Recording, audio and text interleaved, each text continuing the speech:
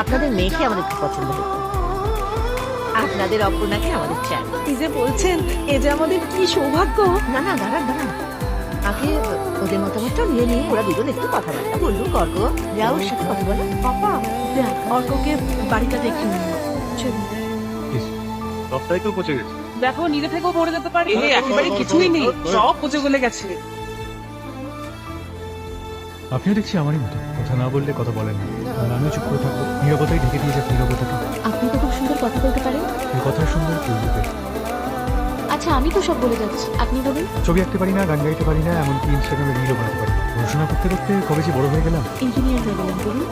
জানেন তাহলে। আচ্ছা, আপনি এরকম চুপ করে কি করে থাকেন বলুন তো? আপনার কখনো রাগ হয়েছে? রাগ হলে কি করেন আপনি? জেনে কি হবে?